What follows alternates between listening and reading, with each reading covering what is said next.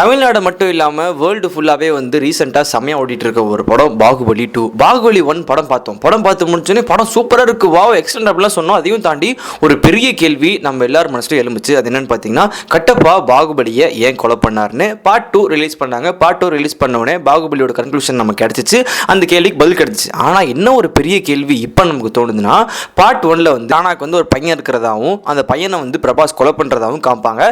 அதே மாதிரி பார்ட் 2ல் வந்து அவரோட ஒய்ஃப் காமிச்சிருக்கே மாட்டாங்க. இப்போ இருக்கிற எல்லாரும் ஒரு கேள்வி, ராணாவை காமிச்சிங்க, ராணாவோட பையனை காமிச்சிங்க, ஆனால் அவங்க ஒய்ஃபை ஏன் காமிக்கல, யார் உங்க ஒய்ஃப்னு கேட்கும் போது நம்ம ராஜமௌலி சார் ஒரு பெரிய ஒரு விஷயத்த உண்மையை நமக்கு சொல்லியிருக்காரு. ராணாக்கு தேவசேனா மேலே பெரிய காதல் இருந்ததாகவும் அந்த காதல் நிறைவேறாதனால அவர் வந்து கடைசியில் வேணாம் நான் கல்யாணம் பண்ணிக்கலாம்னு சொல்லிட்டு பிரம்மச்சாரியாவே வாழ்றதாகவும் அவரும் சிங்கிளாகவே இருக்காரு. இதையும் தாண்டி நம்ம இறந்துட்டோம்னா நமக்கு வர பின்னாடி சந்ததிகள்லாம் வேணும், ஆட்சி ஆகணும் அப்படின்றதுக்காக ஒரு வளர்ப்பு பையனை தத்து எடுத்து வளர்க்குறாரு.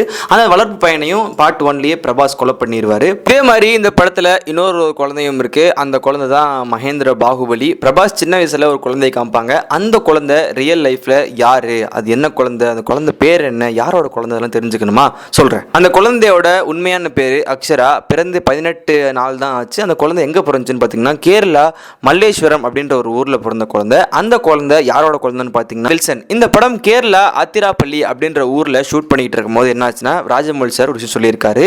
அதுதான் எனக்கு வந்து ஒரு பிறந்த குழந்தை வேணும், சின்ன குழந்தை, அது உண்மையான ஒரு குழந்தை வேணும் அப்படின்ட்டு இருக்காங்க. அப்போ யோசிச்சுக்கிட்டு இருக்கும் போது தான் ஓகே இந்த குழந்தைய போய் கேட்கலான்னு ராஜமௌலி சார் போய் கேட்கும்போது என்ன பண்ணாங்கன்னா, அவங்க ஒரு பெரிய கண்டிஷனை வச்சாங்க. என்ன கண்டிஷன் பார்த்தீங்கன்னா, அந்த குழந்தையோட அம்மா ஷூட் முடிகிற வரைக்கும் நான் குழந்தை கூட தான் இருப்பேன், ஷூட்டிங்கில் தான் இருப்பேன் அப்படின்றதுனால இவங்க அம்மாவை கூட வச்சுக்கிட்டு அந்த ஷூட் முடிச்சாங்க. இது எப்படியோ பார்ட் 1 பார்ட் 2 படம் ரிலீஸ் ஆகி செம்ம கலெக்ஷன் எட்டிருச்சு. வேர்ல்டு ஃபுல்லாகவே பெரிய எதிர்பார்ப்பு தான் வந்துகிட்டு இருக்கு.